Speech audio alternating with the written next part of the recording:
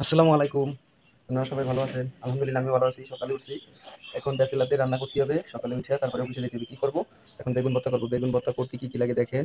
৪ টা শুকনা মরিচ তেল দিয়ে টালাই নিতে হবে। একটু লবণ, একটু পিঁয়াজ, একটু ধনেপাতা। তো এখন প্রসেসিংটা দেখাই যে কিভাবে বেগুন ভর্তা করতে হয়।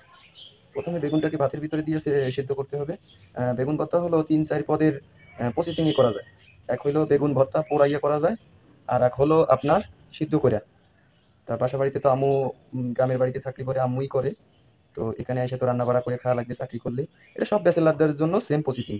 তো বেগুনটার আপনার খোসা ছাড়িয়ে নিচ্ছি। উপরের খোসাটা ছাড়াই নিলে পরে ভালো হয়। এই উপরের আবরণটা আমরা ছেড়িয়ে নিচ্ছি।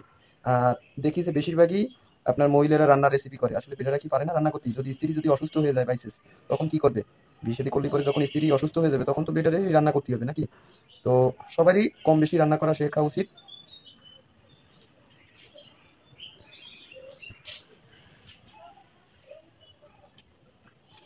১ম এ শুকনা মরিচ আর লবণটাকে মাখাইতে হবে আপনার সুন্দর করে,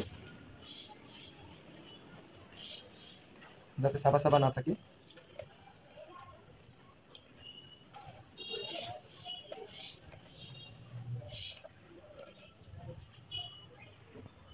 তারপরে পেঁয়াজটাকে নিতে হবে আপনার।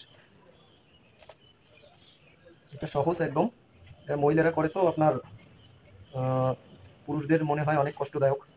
আসলে ২-১ বার করলে পরে সমস্যা নাই। ২-১ বার করলে পরে সবই ঠিক হয়ে যায়। অসাধ্য কোনো ব্যাপারই না। চেষ্টা করলে আপনিও পারবেন। এখন ধনেপাতা এড করবেন এর সাথে।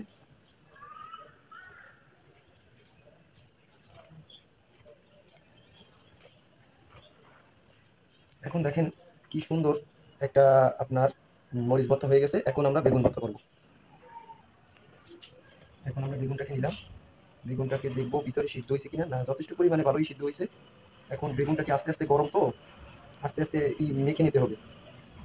কারণ বেগুন ভর্তা এটা ২-৩ প্রসেসিং এ করা যায়। পোড়াই ভর্তা করা যায়, আপনার করেও করা যায়, সিদ্ধ করেও করা যায়, বিভিন্ন রকমের তেলে ভাজেও ভর্তা করা যায়। ভর্তা এক রকমের না। এখন দেখেন ভর্তাটা কত সুন্দর হয়েছে। এই যে বেগুন ভর্তা। খালি শুধু বেগুন ভর্তা করছি না, এখানে রান্না করছি আপনার ভাজি।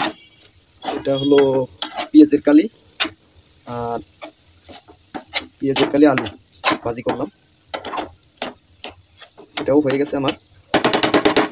তা আবার একটা ভিডিওতে দেখা হবে আরেকদিন। আল্লাহ হাফেজ।